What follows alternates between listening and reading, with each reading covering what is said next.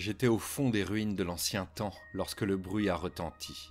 Je fouillais les vestiges d'une époque révolue, d'une ère grandiose, peuplée d'êtres surhumains possédant une beauté extravagante, une force démesurée et un pouvoir divin. Ils vivaient dans des palaces de lumière dont il ne restait que des ruines usées et des fragments brisés. Je travaillais pour le duc, je lui ramenais les artefacts que je jugeais utiles ou intéressants, et il me payait en retour. Parfois. Oh, je ne me plaignais pas. Je comprenais bien qu'il devait jouer de son autorité pour qu'elle ne s'émousse pas, ou du moins que c'était ce qu'il pensait. Et il n'était pas idiot, il me payait suffisamment souvent pour que j'aie continué à lui ramener mes trouvailles. Lui aussi, il me comprenait. Il comprenait que s'il me donnait moins que les nocturnes, il ne me verrait plus. Des tremblements lointains ont décroché un peu de poussière du plafond en pierre moulée, mais je n'y ai pas prêté attention. Ces vieilles ruines tombaient en morceaux. Ce n'était pas pour rien que personne ne voulait s'en approcher. Enfin, ça, et les légendes concernant les anciens, évidemment.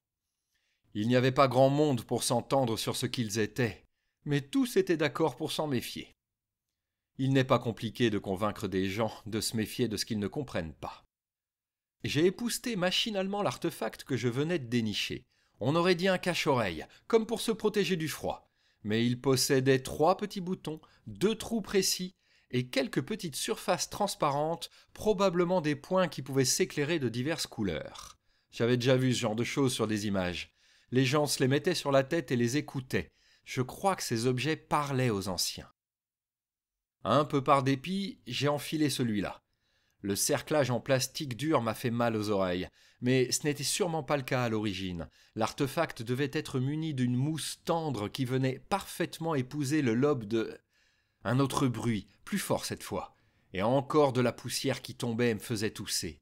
J'ai levé la tête, enfin sorti de mes pensées, et brusquement intrigué. Était-il possible qu'une ancienne machine soit encore active dans les sous-sols de ce bâtiment ? Ça n'aurait pas été la première fois. C'était distant, faible, mais je sentais comme des coups sourds et réguliers qui se répercutaient à travers les murs antiques recouverts de mousse et de champignons. J'ai glissé le cache-oreille dans mon sac et j'ai enlevé le gant de ma main droite.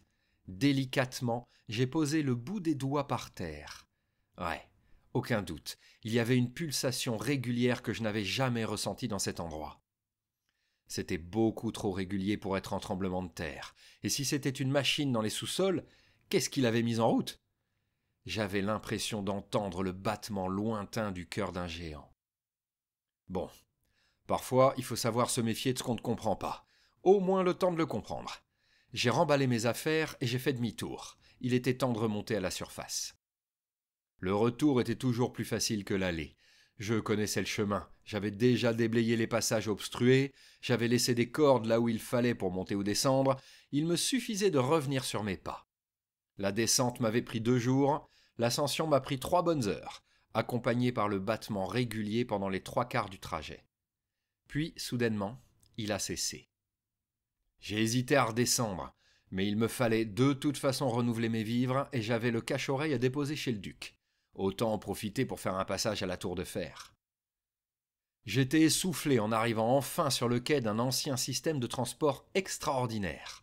Des carrioles énormes et métalliques filant à toute allure sur 2 rails d'acier, enfermés dans des tunnels qui devaient être propres et brillants à l'époque. J'ai escaladé le vieil escalier, maintenant recouvert de végétation, pour enfin émerger à la lumière du soleil. J'ai dû plisser les yeux, et la chaleur de l'été m'a écrasé brusquement les épaules. Autour de moi s'élevaient les carcasses d'anciens bâtiments en pierre moulée, pointant vers le ciel à des hauteurs folles, envahies de lianes et de plantes grimpantes qui grignotaient année après année les matériaux de construction des anciens. Même cela finit par succomber au passage du temps et à la force des plantes. Un bruit désagréable m'a fait grincer des dents, un crissement aigu, comme le raclement d'un caillou sur une plaque d'acier, qui a retenti derrière moi, accompagné par le vacarme d'une cavalcade grondant entre les immeubles. Je me suis retourné, juste à temps pour voir arriver un troupeau de tournoyantes devenues folles qui galopaient dans ma direction.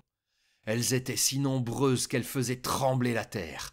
Ce n'étaient pas des machines agressives. Elles se contentaient en général de remuer le sol avec leurs longues cornes qui se terminaient par une hélice de métal. Mais elles pouvaient blesser un homme par inadvertance. J'ai reculé dans l'ouverture sombre d'où je venais de sortir, pour dégager leur passage. J'en ai compté au moins 20, galopant sur leurs 4 fines jambes d'acier, leurs articulations opérant dans un ensemble si gracieux qu'ils ne semblaient pas venir de ce monde. Je n'en avais jamais vu se comporter ainsi. Est-ce que cela pouvait être lié avec la machine que j'avais entendue dans les sous-sols? Juste après le troupeau, j'ai vu le gardien qui les accompagnait. Il ne semblait plus se préoccuper de son rôle le moins du monde.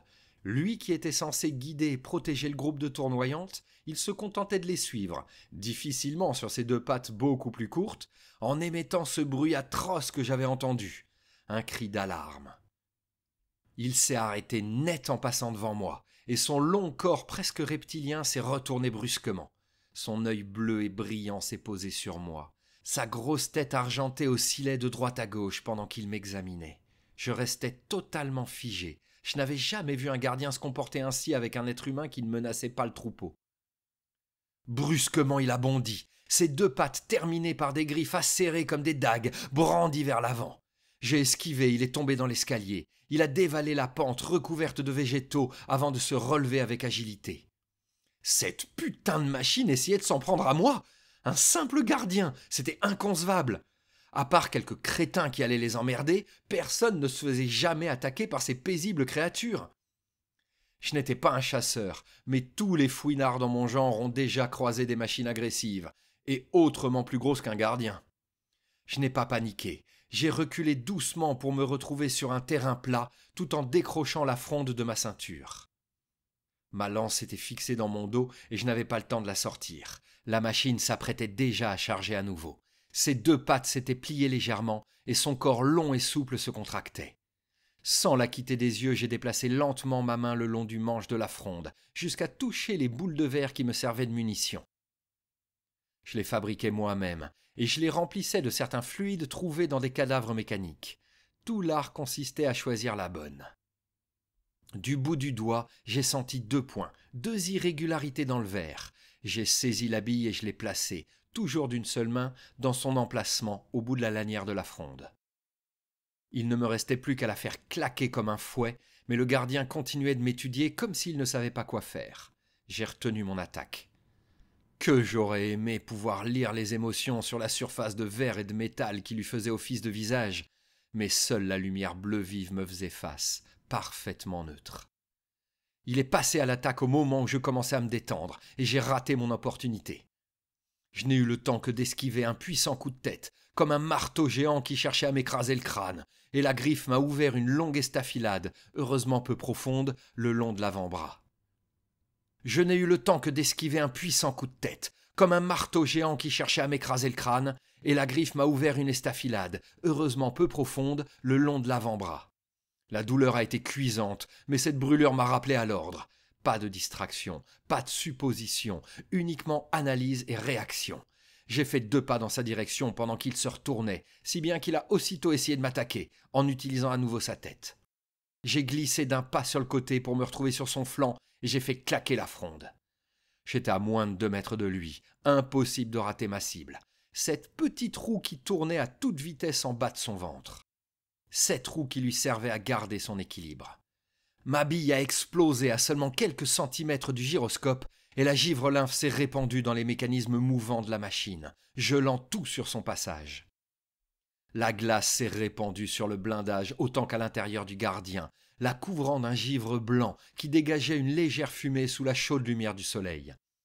La machine a titubé, elle faisait des grincements atroces qui ressemblaient à des cris d'agonie, et son œil bleu clignotait lorsqu'elle est parvenue à se tourner vers moi, lentement, en craquant comme un petit vieux.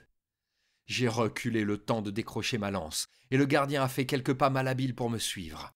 Ses 2 pattes tremblaient, et le corps reptilien terminé par une grosse tête métallique semblait comme pris de convulsions alors qu'il tentait difficilement de rester debout.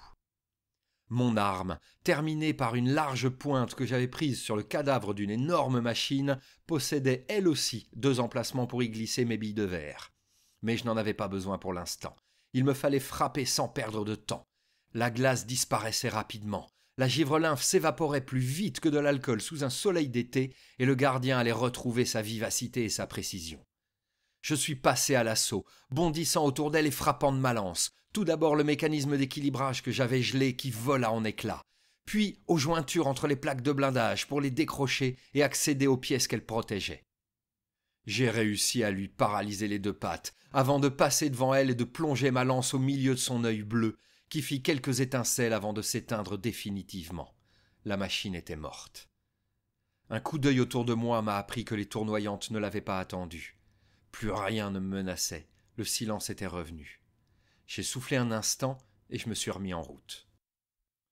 La tour de fer, le village dans lequel je vivais, était construit au milieu des ruines d'une cité de l'ancien monde. Je devais reconnaître que c'était pratique, au moins pour moi. J'avais de quoi explorer pour le restant de ma vie sans avoir à m'éloigner à plus de quelques jours de marche de chez moi. Je suis arrivé en fin de journée, montant sur un promontoire à quelques kilomètres du village pour enfin l'apercevoir. Mon cœur s'est arrêté de battre un instant. Sous mes yeux se dévoilait une vision d'horreur, une vision impossible. Le retour d'une époque qui avait vu disparaître les anciens, le retour de l'ennemi qui les avait vaincus. Seulement, il y avait quelque chose d'étrange. Dans la petite cuvette se trouvait la tour de fer, un groupement de maisons entourant le châtelet rustique du duc Lane-Vernard, dont les fortifications de pierre et d'acier semblaient parfaitement dérisoires à côté de l'immense machine qui s'était postée à quelques centaines de mètres de là. Le monstre titanesque réussissait à paraître plus grand à lui tout seul que le village tout entier qui se tenait, tremblant, dans son ombre. J'en avais déjà vu, sur des images conservées dans des boîtes étanches, ou en réussissant à réactiver de vieux ordinateurs dont les écrans de lumière m'avaient montré ces atrocités en action. J'ai cherché un instant avant de me rappeler leur nom. C'était un Horus, un monstre d'acier de classe titan. Les fers de lance de la gamme char, ces machines qui s'étaient rebellées contre les anciens et qui avaient fait disparaître leur civilisation.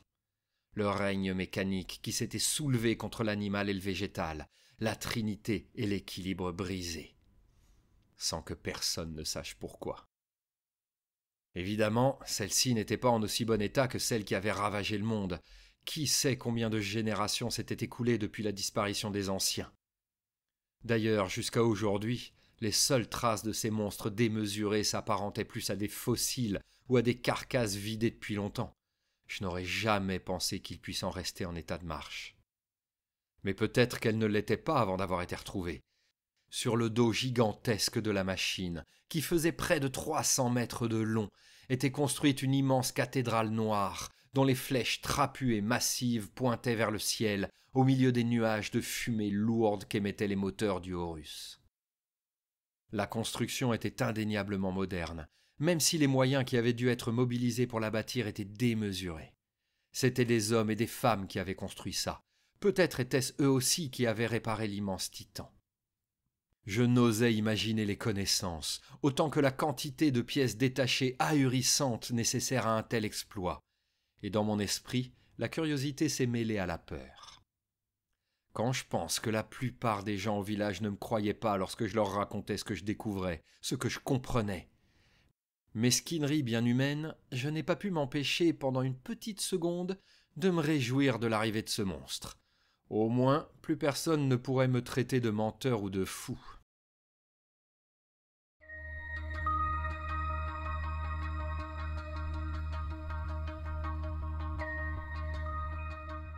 Tiens, et bien sûr, voilà le fouinard, maugréa à Cred, le boulanger. Depuis le temps que je dis qu'il va nous attirer le mauvais œil. J'aurais dû m'en douter. Ils avaient la preuve que ce que je racontais était vrai, au moins en partie. Mais cela ne les empêchait pas de me blâmer, bien au contraire. C'était tellement facile. J'étais l'original qui vivait à l'écart. J'étais le fou qui passait sa vie dans les ruines d'un monde révolu. J'étais différent dans mes goûts en matière de vie, en matière de connaissances, en matière de couple. Et en plus, j'avais les cheveux couleur de feu, et longs avec ça. À leurs yeux, nous n'avions rien en commun, et j'étais la victime idéale. J'ai passé mon chemin sans réagir. J'avais l'habitude de ce genre de remarques, mais c'était bien la première fois qu'elle s'accompagnait effectivement de l'apparition d'un véritable titan mécanique. Cred m'a attrapé au passage par le poignet et m'a retenu sans ménagement. J'ai grimacé de douleur lorsque mon bras tendu a tiré sur ma plaie encore fraîche. Où tu crois aller, le fouinard ?» m'a-t-il craché au visage. Je l'oublie toujours. À passer mes journées, mes semaines, mes mois et mes années enfermés dans les ruines anciennes, avec pour seule compagnie des machines délabrées et des artefacts étranges, je refuse d'enregistrer ce simple fait. Je ne sais pas lire les émotions des gens. Si je ne doutais pas un instant de l'agressivité de Cred, je ne l'avais pas vu venir, et je n'arrivais pas à en définir l'origine. Peur, colère, frustration, un peu de tout ça? Il a remarqué le filet de sang qui coulait à nouveau de mon bras, depuis mon bandage taché de rouge. « Qu'est-ce que t'as fait? Pourquoi t'es blessé? C'est à cause de toi que ce truc est là, hein ?» Il m'a repoussé durement, et je suis tombé en arrière, le cul dans une flaque de boue. Je me suis demandé jusqu'où il pourrait aller dans la violence. Et puis, toujours assis par terre, j'ai hésité sur la réaction appropriée. Aurait-il fallu que je me défende, ou cela n'aurait servi à rien d'autre qu'à accentuer sa colère? Un autre aspect difficile à évaluer se rajoutait à la question. De nombreux autres villageois s'approchaient et s'agglutinaient autour de nous. Si je m'étais défendu, je n'aurais eu aucun mal à prendre le dessus sur Cred. Personne ici n'avait la moindre idée de ce que je faisais pendant mes journées. Ils s'imaginaient tous que je passais mon temps à errer comme une âme en peine dans des ruines, accompagné uniquement de machines délabrées et d'artefacts étranges. Ils avaient raison, mais seulement en partie. Ils ne se doutaient pas des dangers qui pouvaient rôder dans ces endroits.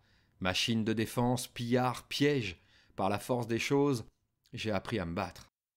Mais si je m'étais défendu, qui ici aurait pris ma défense? Et qui aurait pris la défense du boulanger? Je n'étais peut-être pas doué pour lire les émotions des gens, mais je n'étais pas idiot. Personne ici ne viendrait à mon secours.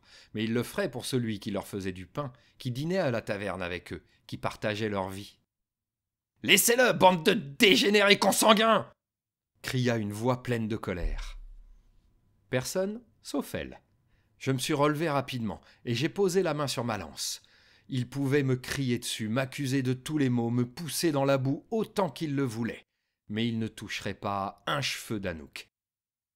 La vieille femme, boitant à cause d'un genou abîmé dans sa jeunesse, tassée, courbée, sa peau mate ridée comme un vieux parchemin, dégageait une présence impressionnante. Et même Cred a reculé d'un pas. « C'est lui !» s'est-il exclamé en me désignant du doigt. « Lui qui a fait venir le monstre. C'est le seul à les connaître, le seul à les comprendre. Il nous avait même déjà parlé de celui-là. Il le connaît, je te dis. Ce type préfère les machines aux hommes. Tu vois quelqu'un d'autre ici qui aurait pu le faire venir ?» Murmure d'assentiment dans la foule. J'ai souri et j'ai lâché ma lance. Il voulait débattre. Il n'avait aucune chance contre elle. Le petit bout de femme menue, arborant d'épais cheveux blancs, s'est planté devant le boulanger qui devait bien faire 2 têtes de plus qu'elle, et a répondu d'une voix calme et froide. « Ici ? Non, personne. Mais tu sais, Cred, le monde ne s'arrête pas aux murailles de la tour de fer. Il y a plein d'autres êtres humains là dehors, et parmi eux, il y a sans doute des personnes qui pourraient le faire, tu crois pas ?» Elle montra la herse du village. À nouveau, des murmures d'assentiment. Je ne comprendrai jamais comment les gens peuvent changer d'avis aussi vite. Ou plutôt, comment ils peuvent se forger un avis aussi vite. « Et même si tu ne me crois pas, Cred, continuait-elle froidement, je te conseille de m'écouter et de rentrer chez toi. Sinon, dans 1 mois et demi environ, si tout se passe bien, c'est toi qui aideras ta femme à accoucher. » Le boulanger a blanchi, et même moi j'ai levé un sourcil devant la menace. Anouk n'avait pas l'habitude de se servir de ses talents de guérisseuse pour faire du chantage. Décidément, l'arrivée du monstre de métal bouleversait les habitudes et mettait tout le monde sur les nerfs. Cred a maugré dans sa barbe des trucs inaudibles, mais il est parti, rapidement suivi de la petite foule qui s'était assemblée autour de nous. Je me suis levé, l'eau croupie coulant le long de mes jambes jusque dans mes bottes, et je me suis approché d'Anouk. J'étais impressionné, comme souvent, par le brio avec lequel elle réussissait à parvenir à ses fins avec les autres. « Merci, lui ai-je dit. « Bah, le duc m'en aurait voulu si je n'étais pas intervenu, il veut te voir. » J'ai haussé les épaules, ça n'était pas vraiment une surprise. « Tu viens avec moi ?» ai-je demandé. « Oui, je vais t'accompagner. D'ici que tu tombes sur d'autres excités en quête d'un bouc émissaire. » Nous avons remonté en silence le petit chemin vers le centre de la tour de fer, vers le petit châtelet de Lane-Vernard. J'essayais de ralentir mon pas pour permettre à Anouk de boitiller à mes côtés. Les regards posés sur nous étaient lourds, parfois inquiets et curieux, souvent agressifs et accusateurs. « Tu sais quelque chose ?» a fini par me demander Anouk pendant que les gardes nous ouvraient la herse. Non, non, désolé. Enfin, rien qui nous indique les raisons de sa présence, en tout cas. Elle a soupiré, son petit visage renfrogné et recouvert de rides d'expression. Est-ce qu'elle était en colère ou simplement préoccupée? À moins qu'elle n'ait particulièrement mal au genou aujourd'hui. Elle m'avait déjà avoué que sa vieille blessure d'enfance se réveillait parfois. Allez-y, dit l'un des gardes visiblement tendu. Le duc vous attend. Les deux hommes qui montaient la garde se sont écartés et ont levé leurs lances pour nous laisser passer. Ils étaient beaucoup plus formels que d'habitude, et je comprenais. Si le Horus se décidait à bouger et à attaquer le village, il serait en première ligne, une défense parfaitement dérisoire face à une machine pareille. Un sacrifice qui n'aurait pour seul objectif que d'essayer de gagner quelques minutes pour que les villageois puissent fuir. Un majordome nous a accompagnés jusqu'à la salle du trône, où il est entré sans frapper. Effectivement, le duc nous attendait. Lane Vernard était assis sur son trône, face à deux de ses conseillers, qu'il a congédiés d'un geste en nous voyant. Il a déployé son imposante carcasse, et il est venu vers nous. « Duc » a salué Anouk avec une concision à la limite de l'outrage. « Seigneur Vernard » ai-je dit en faisant une petite courbette maladroite. Il nous a toisés de haut. Il faisait une bonne tête de plus que moi, et au moins 3 de plus que la guérisseuse. Sa peau était d'un noir d'encre, ses yeux sombres brillaient d'intelligence, et son entraînement martial lui donnait une carrure aussi hors norme que sa taille. Il était impressionnant. Il donnait presque l'impression d'être capable de manier l'énorme épée qui pendait à sa ceinture. « Merci d'être venu aussi vite », a-t-il commencé de sa voix grave qui faisait trembler l'air autour de nous. Je ne savais pas quoi dire, alors je me suis tu. Ça devait être la bonne réaction puisqu'Anouk a fait pareil. « Harel, j'aimerais entendre ton avis sur ce qui nous arrive », a-t-il asséné après quelques secondes passées à nous dévisager. Je crains de ne pas avoir grand-chose à vous dire, monseigneur. Je n'en sais pas plus que vous. Un Horus est arrivé et il s'est stationné à 1 ou 2 kilomètres du village. » Il y a eu un léger sourire sur ses lèvres pendant une fraction de seconde, à moins que ce soit une grimace. « Et qu'est-ce qu'un Horus, Harel ? Essaye de ne pas oublier que malgré mon érudition, je n'ai pas ton savoir sur l'ancien temps. C'est la plus grosse machine de guerre jamais construite par Pharaoh Industries, celle qui a détruit la civilisation des anciens. Un monstre de classe titan capable de mener un essaim à la bataille, de commander, de réparer, voire de construire d'autres unités de combat. Mais je ne sais pas combien de ses facultés a conservé cet Horus. Je pensais qu'ils étaient tous hors d'usage, et bien au-delà des capacités de réparation de simples hommes. Ah, oui, et il n'y a aucune cathédrale de construite sur son dos à l'origine. « Une cathédrale, Harel » a demandé le duc avec une patience infinie. « Un grand bâtiment religieux de l'ancien temps. » Lane Vernard a fait les 100 pas pendant un moment qui m'a paru interminable, juste sous notre nez. C'était sa façon de réfléchir.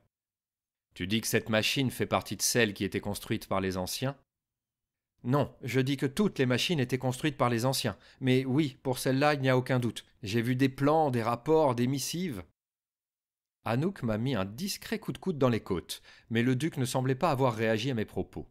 « Que penses-tu de ceux qui sont capables de réparer une telle machine ?» a-t-il demandé. « Absolument rien. Tout dépend dans quel état était l'Horus quand ils l'ont trouvé.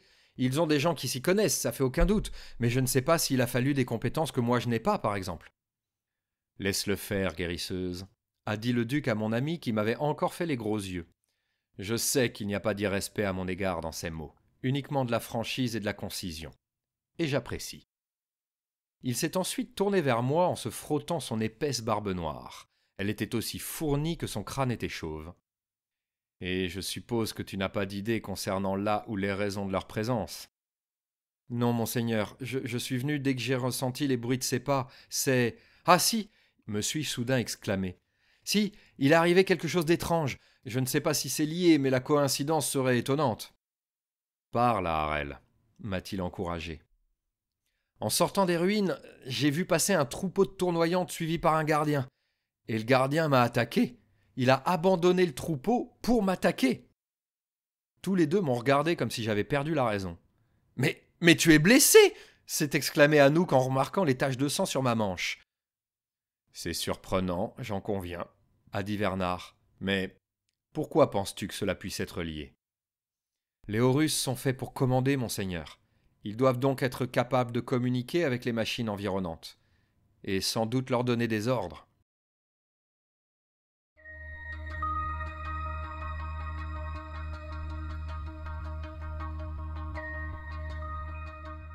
J'avais vu des illustrations, des schémas, même une image animée de ces monstres. Mais rien n'aurait pu me préparer à me tenir au pied de l'Horus. Sa taille n'avait rien à voir avec les machines auxquelles nous étions habitués, même les plus grosses, même le majestueux long cou qui tournait autour de l'ancienne cité où nous étions installés paraissait minuscule à côté de cette montagne d'acier. Le passage des siècles s'était fortement imprimé dans ces plaques de blindage, dans certains de ces mécanismes apparents, mais l'état général de la machine était correct. Elle avait été entièrement nettoyée, débarrassée de la terre et des végétaux qui avaient dû la recouvrir, et la rouille avait été grattée. Les pointes épaisses qui terminaient chacune de ces 5 paires de pattes, 2 énormes à l'arrière et 3 plus petites pour soutenir l'avant de son corps, étaient profondément plantées dans le sol. Je n'osais imaginer le poids colossal de cet engin. Face à elle, le règne des animaux, tout comme celui des végétaux, faisait pâle figure.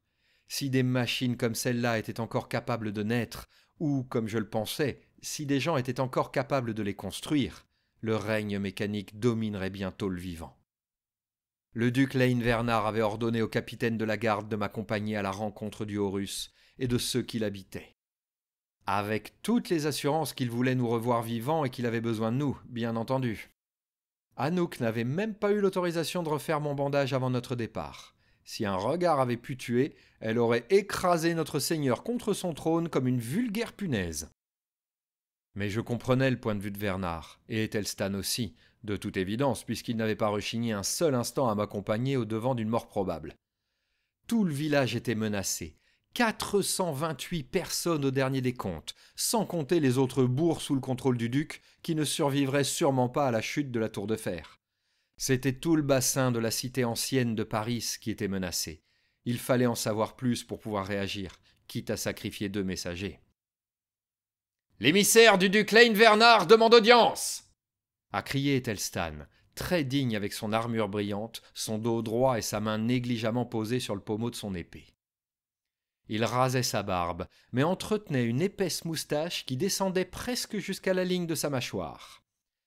Ses cheveux blonds étaient rasés sur les côtés et longs au centre, tressés en une longue queue qui tombait dans son dos. Ce n'était pas quelqu'un à qui j'aurais cherché des crosses, mais je devais reconnaître qu'il faisait un bon capitaine, et il était loin d'être aussi rustre qu'il ne le laissait paraître. Une trappe s'est ouverte sous le ventre de l'immense machine et une échelle de corde s'est déroulée jusqu'au sol. « Je suppose que c'est une invitation » a dit le capitaine en agrippant le premier échelon. Il grimpait avec agilité malgré son armure faite de plaques de blindage récupérées sur des épaves. J'ai suivi, plus poussé par la curiosité que par mon devoir envers le duc.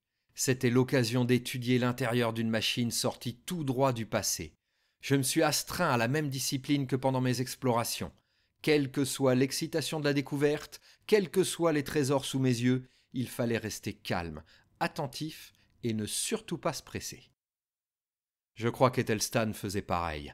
Il montait régulièrement, mais doucement, en faisant de courtes pauses à intervalles réguliers, comme s'il voulait être certain de ne pas arriver en haut trop essoufflé. S'attendait-il à devoir se battre ? Ces gens possédaient un Horus, ils n'avaient pas besoin de nous faire venir à eux s'ils voulaient nous nuire. En haut de l'échelle, une jeune femme, seule, nous attendait sur une petite plateforme extérieure. Un large sourire sur son visage encadré de longs cheveux noirs.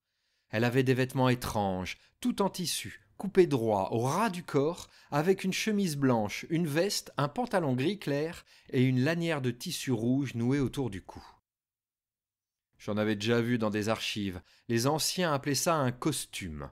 C'était un symbole de fonction, un uniforme de chef. Du moins, c'est ce qu'il m'avait semblé. Étrange de croiser un tel accoutrement dans de telles circonstances. Le capitaine, la main décontractée toujours sur le pommeau de son épée, a fait un signe de tête sec et bref avant de clamer d'une voix officielle. « Je suis Ethelstan, émissaire de… »« Ne vous fatiguez pas, » l'a interrompu la jeune femme. « Suivez-moi. » Elle a tourné les talons sans attendre leur réponse. Ethelstan a serré son épée et sa mâchoire s'est crispée un instant. Je l'ai vu expirer profondément, avant de recouvrer un visage neutre, le même qu'il devait utiliser pour bluffer aux cartes. Il a suivi celle qui n'avait pas daigné se présenter. Elle a fait un petit geste de la main en arrivant devant la porte, et j'ai vu un petit triangle métallique sur sa tempe s'éclairer brièvement. J'avais déjà trouvé plusieurs de ces engins, visiblement assez communs à l'époque des anciens, mais c'était la première fois que j'en voyais un en état de marche. L'écoutille qui donnait à l'intérieur du monstre d'acier s'est ouverte en sifflant doucement, comme si elle avait vu le signe de la jeune femme et lui avait obéi. Peu habitués à la pénombre qui régnait à l'intérieur, nous n'avons presque rien vu pendant les premiers pas. Puis, un couloir aux murs noirs et brillants est apparu, éclairé par le plafond qui émettait par endroits une lumière pâle et bleutée, au sol irrégulier et recouvert d'épais conduits qui vibraient sous nos bottes. Toutes les lampes ne fonctionnaient plus, ce qui donnait à l'ensemble un aspect inquiétant, comme si nous venions de pénétrer les entrailles d'une bête agonisante.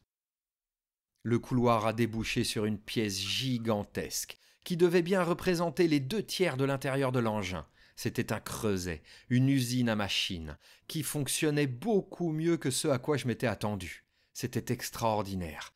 Des convoyeurs automatiques fixés au plafond transportaient des pièces détachées, des bras mécaniques soudaient, assemblaient, réparaient, et plusieurs dizaines de personnes contrôlaient tout ça, certains avec le même appareil que la jeune femme. Sur les bords de l'immense hangar étaient posées des machines en parfait état, mais désactivées. Je ne savais même pas comment ils pouvaient faire ça. Je n'avais jamais vu une machine éteinte de toute ma vie. Comme les animaux, comme les végétaux et comme les humains, elles étaient soit mortes, soit vivantes. Il y avait plusieurs gardiens, quelques tournoyantes et 2 brouteurs, et c'étaient là les seules machines que j'avais déjà croisées. Les autres avaient des profils de prédateurs. Certaines, je les avais déjà vues dans des archives, d'autres m'étaient totalement inconnues, mais leurs crocs, leurs griffes, leurs lames acérées et leurs canons menaçants en disaient long sur leur fonction.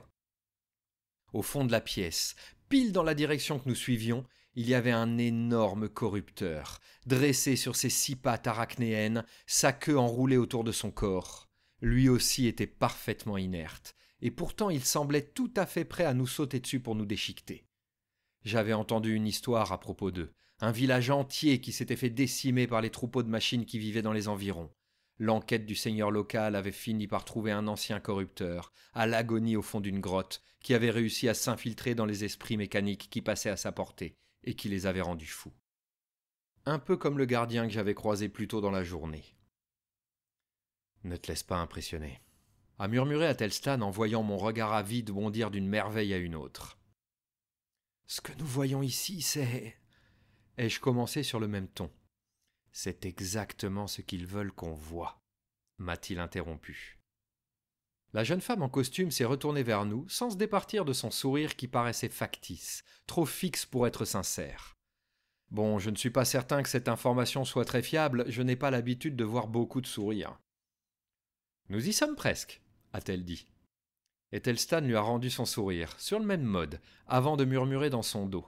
La chaleur de son sourire n'arrive pas jusqu'à sa voix.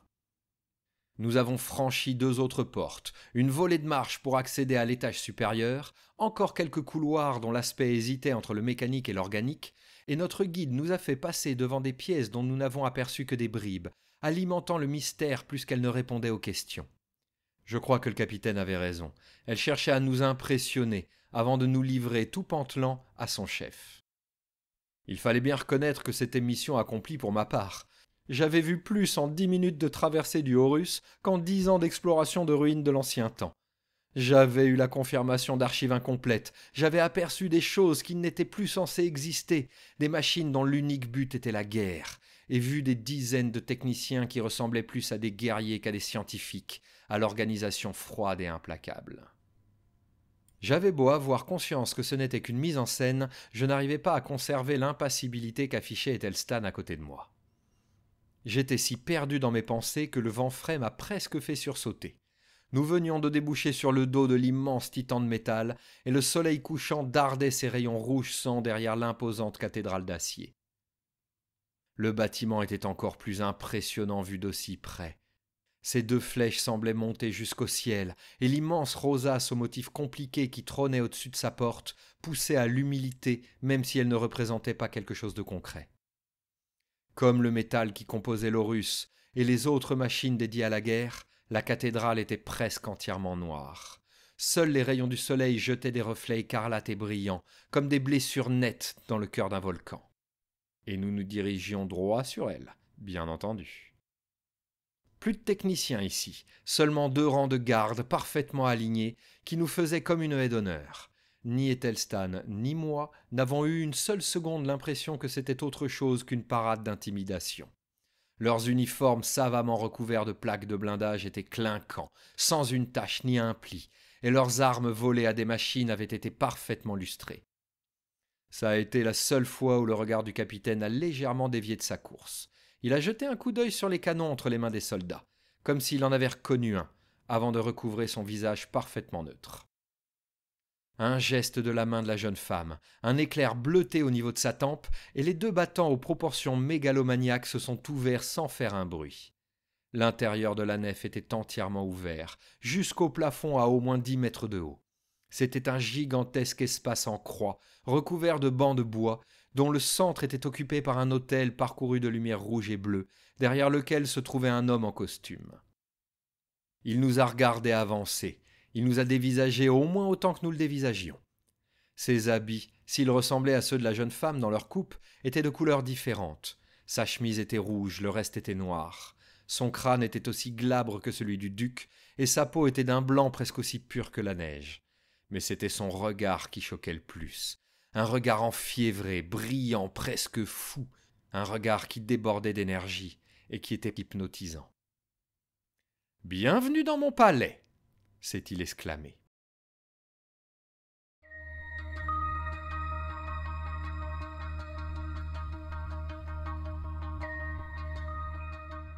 Mandéric le Destiné, c'est ainsi qu'il s'est présenté, nous a amenés dans une petite salle derrière l'autel.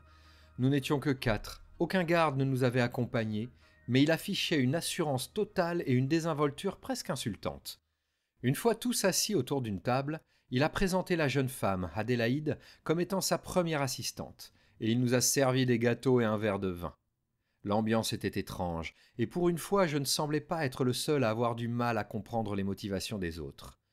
Ethelstan fronçait les sourcils et se lissait sans cesse son épaisse moustache d'un air pensif. « Eh bien, j'ai cru comprendre que vous étiez les envoyés d'un souverain local ?» a demandé Mandéric sur un ton léger. « Le duc Lane Vernard », a précisé le capitaine un peu sèchement, nous a envoyé nous informer de vos intentions. Moi, Ethelstan, capitaine de la garde, et Harel. Vous n'êtes sûrement pas sans savoir que votre arrivée, pour le moins démonstrative, peut être interprétée comme de l'intimidation. Eh bien, cher Ethelstan, je m'inspire de la parole sacrée des dieux.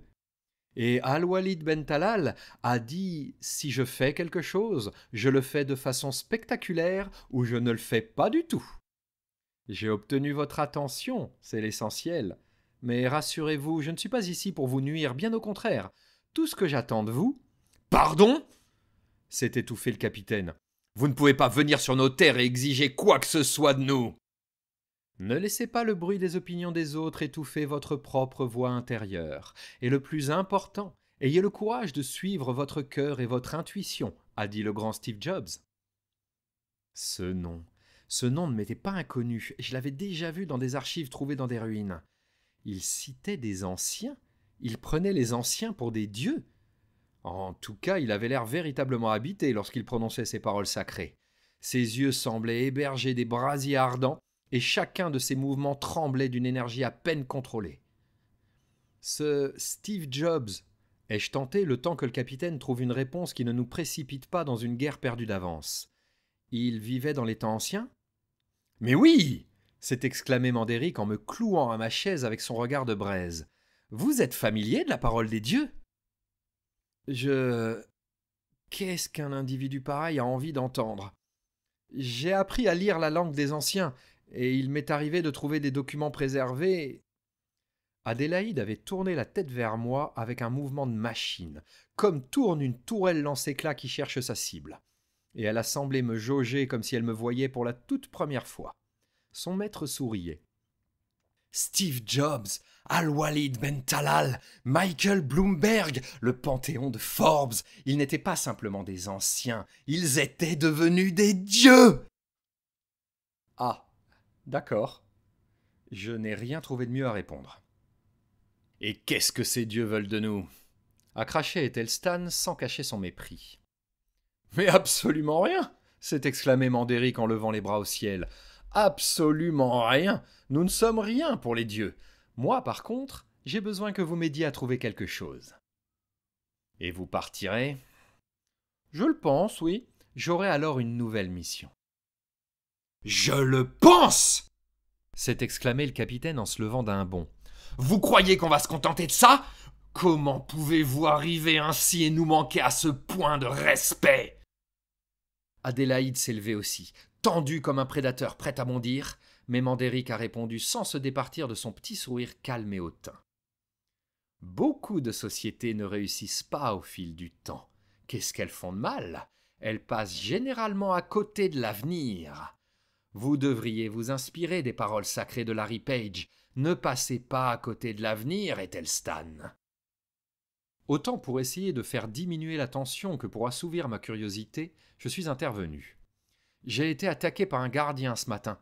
Jamais il se comporte comme ça normalement. C'est lié à votre arrivée. C'est vous qui avez fait quelque chose ? Comment voulez-vous que je commande à un gardien isolé ? M'a répondu Mandéric en haussant un sourcil d'un air vaguement amusé. Soit il mentait très bien, soit il n'avait aucune idée des véritables capacités de l'Horus. Je n'avais pas le temps d'y réfléchir, mais dans le doute, j'ai préféré éviter de l'informer sur ce sujet, quitte à rester avec mes questions sans réponse.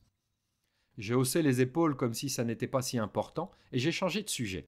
« Et qu'est-ce que vous souhaitez trouver ?»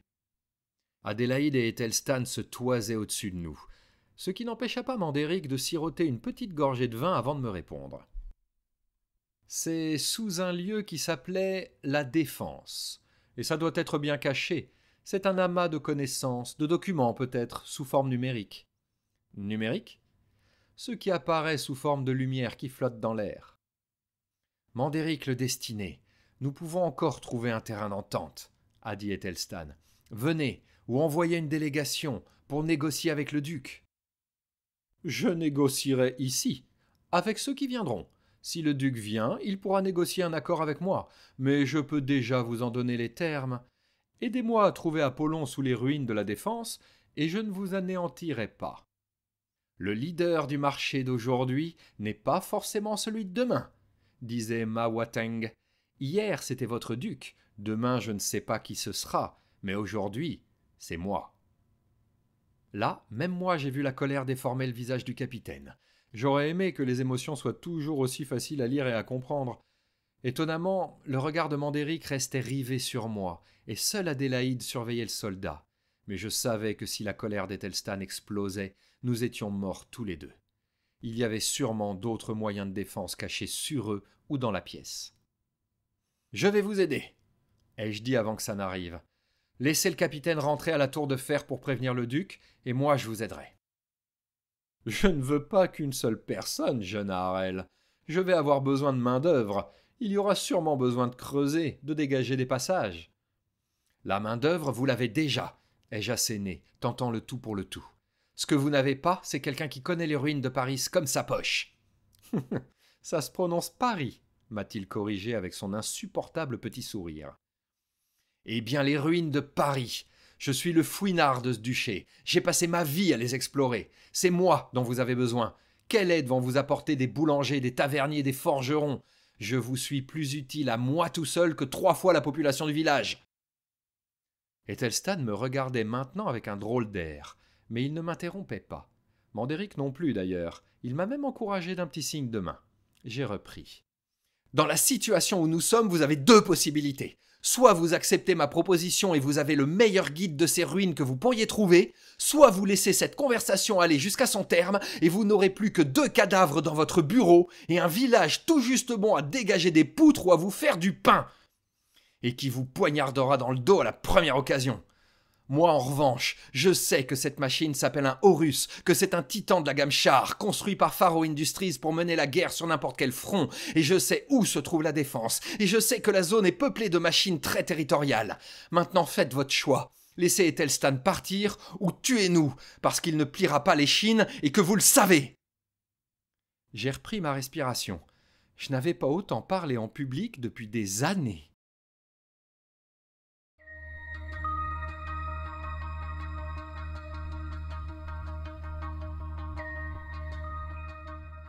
Ils étaient 50 derrière moi, et il en restait encore dans le Horus, tous des soldats du culte de Forbes, comme ils se faisaient appeler. Pendant la journée que j'avais passée dans l'immense machine de guerre, Mandéric avait fait très attention à ce que je ne voie pas l'étendue de ses forces, à ce que je ne vois pas grand-chose en fait, en dehors de la petite visite guidée avec Adélaïde lorsque nous étions arrivés. J'avais attendu patiemment, dans la petite chambre qui m'avait été attribuée à l'intérieur du monstre, non loin de l'usine dont les bruits constants m'avaient empêché de dormir. À l'aube du second jour, un soldat, avec tout ce qu'on pouvait attendre de rudesse et de stupidité, était venu me réveiller. Le groupe était prêt, nous partions. Adélaïde ne s'est pas éloignée à plus de quelques mètres de moi pendant tout le trajet. Nous avons marché à travers les ruines de Paris recouvertes de végétation, écouté les oiseaux qui chantaient dans la fraîcheur matinale, évité un troupeau de brouteurs, enjambé les débris formés par l'effondrement de l'ancienne tour de fer qui avait donné son nom à mon village, traversé le fleuve 2 fois pour éviter un long détour, et enfin passé le grand anneau qui faisait le tour de la ville intérieure. À la fin de la journée, tout le monde était exténué, mais Adélaïde voulait continuer jusqu'à la Défense. Il a fallu que j'insiste lourdement sur l'idiotie d'aller dormir sur le territoire de machines hostiles pour gagner 1 heure de marche. Elle était presque en transe à l'idée de trouver des paroles sacrées encore inconnues, et à l'idée de les ramener à Mandéric le destiné. Je la trouvais inquiétante. Avoir quelqu'un d'aussi instable à la tête d'une expédition était une très mauvaise idée. Mais il fallait me surveiller, et je ne doutais pas un instant que la jeune femme était là pour ça. Elle ne me quittait pas et a ordonné que les soldats établissent leur tente autour de la mienne, comme si la menace du Horus suspendue au-dessus de mon village ne suffisait pas. Les gens attendent des autres ce qu'eux-mêmes feraient dans une situation identique. Cette précaution en disait plus long sur eux que sur moi. J'ai déballé mon repas et j'ai commencé à grignoter doucement en admirant le coucher de soleil sur la végétation luxuriante qui recouvrait les restes d'une ville qui devait abriter autant d'êtres humains à l'époque de son apogée que l'intégralité de la planète aujourd'hui. Comment une telle civilisation avait pu s'effondrer au point qu'il n'en reste quelques ruines? Après une nuit de sommeil plus ou moins agitée, nous avons pénétré à la Défense. D'immenses bâtiments à moitié effondrés montaient encore haut dans le ciel, entièrement recouverts de plantes grimpantes, de lianes et de fleurs multicolores. De temps à autre, un reste de verre reflétait le soleil, envoyant des éclairs de lumière brillants et fugaces. L'un de ces immeubles, qui avait évité l'effondrement uniquement en s'appuyant sur son voisin, portait encore les lettres FA sur sa devanture.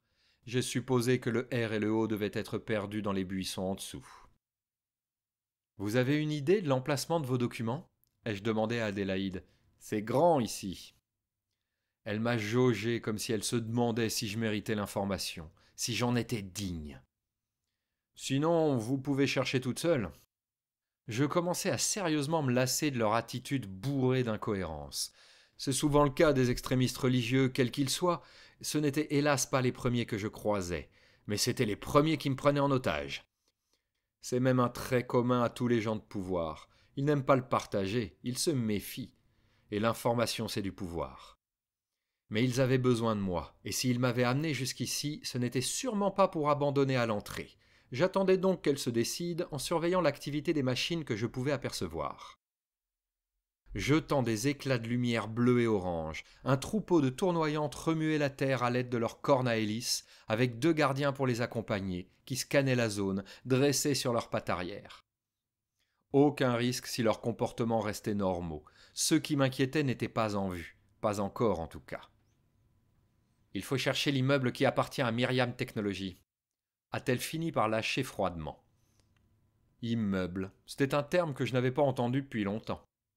Myriam Technologies, par contre, je n'avais aucune idée de ce que c'était, mais je savais où trouver. Je me suis remis en route sans rien dire. Elle attendait des marques de respect constantes, ce que les soldats s'empressaient de faire à la moindre occasion. Ils la traitaient presque comme si c'était elle qui était sacrée. Moi, je me faisais un plaisir de la décevoir. La troupe m'a suivi, mais les soldats faisaient un boucan de tous les diables. Entre les bruits de leurs armures, de leurs discussions, de leurs pas lourds, on nous entendait venir de loin. Je n'ai pas vu l'intérêt de leur demander de faire silence. D'une part, je doutais fort qu'ils en soient capables, d'autre part, ça m'allait très bien qu'ils soient les premières victimes d'une éventuelle attaque de machine. C'était un peu froid comme raisonnement, j'en avais bien conscience, mais c'était moi qui étais là sous la menace, pas eux. On a contourné les tournoyantes et je me suis approché du bâtiment penché, celui de Faro Industries, non sans une petite pensée pour ces gens qui fabriquaient des machines.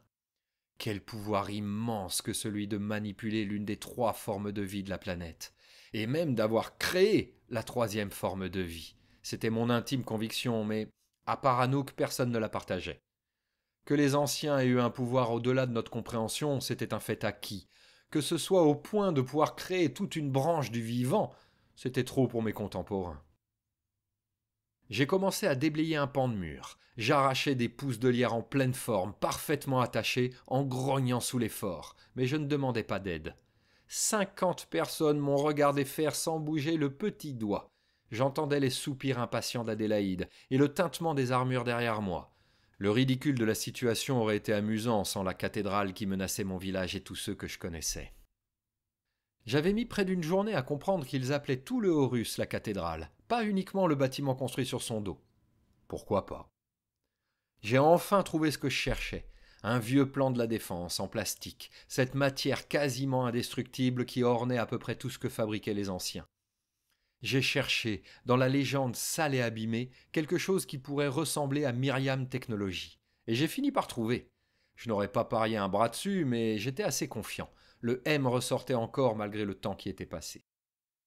C'était fou de voir à quel point les routes étaient bien dessinées à l'époque, droites comme des lances, s'entrecroisant comme les mailles d'un tricot.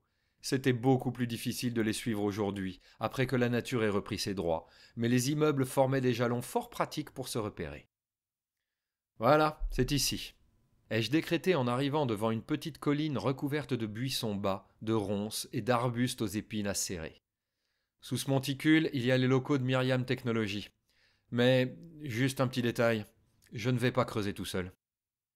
Adélaïde m'a jeté un regard noir. Elle avait un visage large et assez beau, des traits fins, presque juvéniles, et elle devait avoir au moins 10 ans de moins que moi.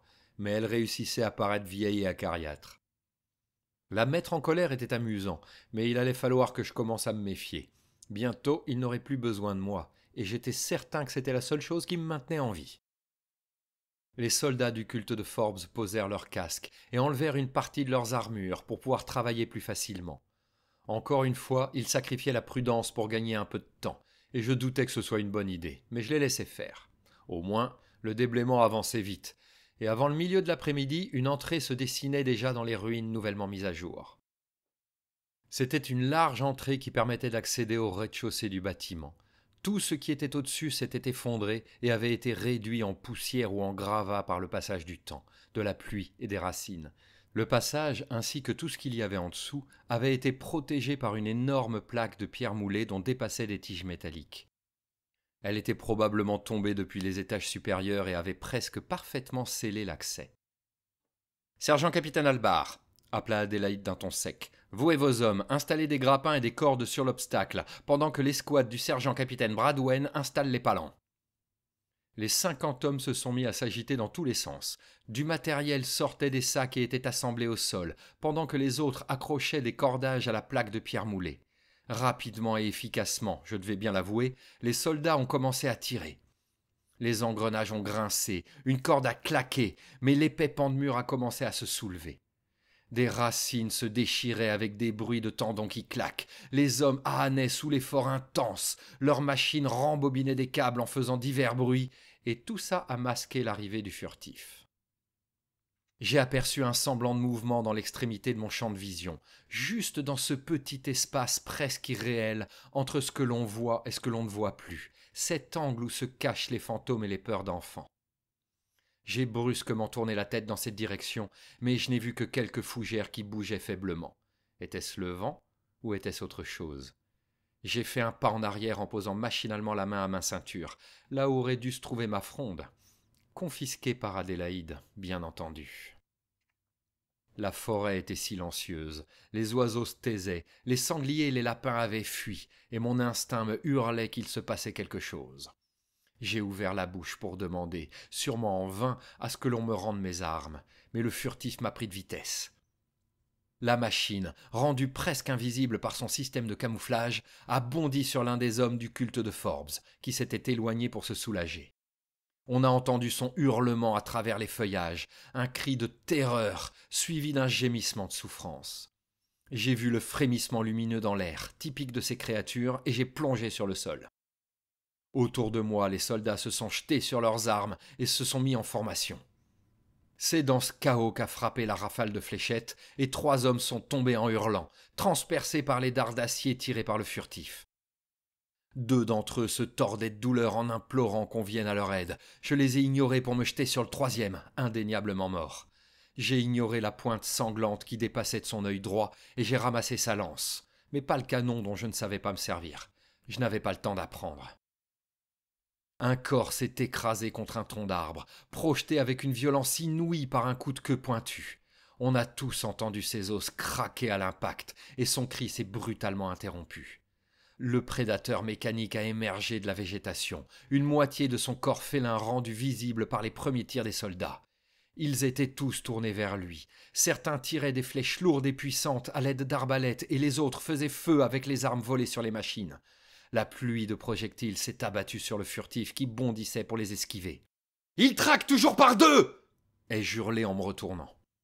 J'ai vu tomber autour de nous une demi-douzaine de mines, lancées depuis les fourrés dans notre dos. Il y en avait bien un second.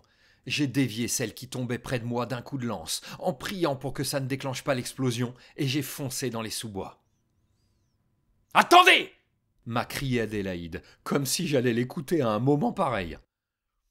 Dans mon dos, une mine a explosé, et une femme s'est mise à hurler désespérément, les jambes probablement réduites en charpie. Mon esprit faisait barrage à l'horreur. La seule chose qui m'importait, c'était d'éliminer la menace qui pesait sur ma vie. J'ai vu un reflet, une zone floue, et j'ai bondi, la lance en avant. Elle était moins lourde que la mienne, sa pointe était moins large et moins pratique pour faire levier sur les plaques de blindage, mais elle ferait l'affaire. Elle a heurté une surface métallique en faisant un bruit sec, et j'ai aperçu la silhouette transparente se dessiner sous mes yeux. J'ai esquivé sa longue queue effilée en roulant sur le sol. Je me suis relevé dans le même mouvement, presque dans son dos, et j'ai frappé à la jointure entre son corps et son système de camouflage optique. Une torsion du poignet, j'ai arraché les fixations et une gerbe d'étincelles a jailli de la plaie. La machine s'est dévoilée dans sa magnifique étrangeté. Ce corps long et svelte, à la taille aussi fine que celle d'une guêpe, s'est tourné vers moi pour contre-attaquer. J'ai fléchi les genoux, prêt à bondir pour l'esquiver. Il ne fallait jamais chercher la confrontation de force avec une machine, il fallait rester en vie le temps de frapper ses points faibles. Un carreau s'est planté avec précision au milieu d'un engrenage et elle s'est écroulée sur le côté. Adélaïde, son arbalète en main, venait d'émerger entre 2 arbres. J'ai sauté sur la machine qui luttait pour se relever, ses pattes battent en l'air alors qu'elle s'adaptait aux dégâts subis. Je ne lui en ai pas laissé le temps. J'ai planté ma lance entre 2 vérins hydrauliques dans son cou et je l'ai enfoncée jusqu'à son cœur. Elle s'est éteinte aussitôt et s'est immobilisée à mes pieds. « Ne vous éloignez pas !» a dit froidement la prêtresse de Forbes. « Mais j'ai pas... » laissez tomber. Un bruit strident et répétitif a retenti derrière nous. Il nous vrillait les tympans, mais ne parvenait pas à masquer les acclamations victorieuses. Le premier furtif venait d'activer son système de rappel, juste avant d'être détruit de toute évidence. Les soldats fêtaient leur victoire, sans se douter que d'autres machines allaient bientôt arriver. Beaucoup d'autres machines. « Il faut qu'on s'en aille !» ai-je dit. « Sûrement pas. Venez. » Adélaïde est retournée dans la petite clairière que nous avions éclaircie. Le furtif était effectivement en pièces, mais il ne restait qu'une trentaine d'hommes debout. Les autres se tordaient de douleur au sol ou gisaient, immobiles et probablement déjà morts. 2 furtifs. 2 furtifs uniquement avaient fait ce massacre. Ces soldats n'étaient pas habitués à combattre les machines, ils étaient entraînés à combattre des hommes. Et hélas pour nous, ce n'étaient pas des hommes qui arrivaient. Vraiment, il faut qu'on... Taisez-vous! Vous saisiriez la moindre chance de vous en aller. Si ce furtif n'avait pas été sur votre chemin, vous auriez sûrement fui. Je suis allé là-bas parce qu'il y avait un furtif, ai-je répondu le plus calmement possible. Je l'ai même crié, mais personne ne m'écoute, et vous avez perdu 20 hommes à cause de votre surdité. Elle est venue vers moi, et je n'ai eu aucun mal à me rendre compte qu'elle était menaçante. Sa main tremblait sur son arbalète qu'elle venait de recharger. Ses yeux étrécis ne me quittaient pas. Sa bouche était tordue par un rictus de rage. J'avais touché un point sensible. Et je pensais savoir lequel. Ce n'étaient pas ces hommes qu'elle avait perdus, c'étaient ceux de Mandéric, et le destiné demanderait sûrement des comptes. Les soldats faisaient corps autour d'elle, resserrant les rangs et me dévisageant comme un chat reluque une souris. Encore une fois, il fallait un coupable, et ce n'était ni la logique, ni la sagesse qui le désignerait. Il se pouvait même qu'Adélaïde ait voulu me tuer pour éviter que je raconte à son chef comment son incompétence avait coûté aussi cher. Mais ce n'était pas grave, ça m'inquiétait pas. Ce qui m'inquiétait, c'était qu'elle n'aurait pas le temps de le faire. Je serrai ma lance du poing, et tous se tendirent en face de moi, comme si j'allais les attaquer à 1 contre 30. Une branche a craqué derrière eux, et ils ne se sont pas retournés. L'ennemi, la menace, c'était moi. Et ça leur a coûté cher. Le premier gardien a bondi des fourrés et est retombé sur une jeune femme qui devait à peine avoir atteint ses 16 ans. La machine lui a lacéré le corps de ses griffes avant que les autres soldats n'aient réagi. Je restais tendu, tous les sens en éveil, cherchant avant tout à ne pas être pris à revers comme elle venait de l'être. 4 hommes se sont précipités sur le pauvre gardien qui n'a pas fait long feu, mais c'était trop tard. Les machines ont débarqué en masse, surgissantes partout autour de nous. Plusieurs gardiens, mais aussi un ravageur aux croix serrées qui feula de plaisir en anticipant le massacre, et un cracheur, véritable blindé sur 2 pattes, dont l'énorme bonbonne sur le dos brillait d'un vert malsain. Il a renversé un arbre pour nous atteindre et a instantanément vomi un flot d'acide collant qui a aspergé 2 victimes qui se sont mises à pousser des cris atroces pendant que leur peau fondait au contact de l'immonde liquide. Un gardien m'a sauté dessus. J'ai reculé d'un pas, planté l'arrière de ma lance au sol et levé la pointe vers lui. Il s'est empalé avec toute la violence qu'il avait mise dans son attaque. Il a même réussi à enfoncer le pieu dans la terre, et il s'agitait frénétiquement pour essayer de se dégager. J'ai sauté en avant, fait une roulade et ramassé une autre lance au passage. Adélaïde n'était plus en mesure de me surveiller. Elle tirait carreau sur carreau dans la bonbonne du cracheur en espérant la briser. C'était une bonne tactique. Si elle manquait de pratique, elle avait au moins dû se documenter. Ou elle n'était simplement pas idiote et réussissait à garder son sang-froid. Après tout, la réserve d'acide faisait une cible assez évidente. La terre s'est mise à trembler et un grondement s'est approché. Le troupeau de tournoyantes, cela ne pouvait être que ça. Ce n'était pas normal. Le traqueur a appelé les machines de combat, celles qui protégeaient la défense depuis des centaines d'années, probablement depuis un ordre donné par les anciens pour une raison disparue depuis longtemps. J'ai dévié l'attaque d'un gardien, et il s'en est pris à 2 autres soldats qui le rouèrent de coups. Les canons de machines retentissaient de partout sans que l'on sache si ça venait des troupes du culte de Forbes ou des créatures qui nous attaquaient. Les impacts faisaient voler des plaques de blindage ou faisaient jaillir des effusions de sang. La bonbonne du cracheur a explosé, couvrant d'acide autant les soldats que les machines qui ne s'étaient pas écartées à temps. C'était trop, je n'arrivais plus à suivre la bataille, et le ravageur a tourné ses yeux vers moi, ses antennes arrière vibrant à une fréquence ultra rapide. Celui-là, seul avec une simple lance, c'était du suicide. Derrière la créature, Adélaïde m'a jeté un simple regard, avant de se détourner avec dédain pour aider l'un de ses hommes.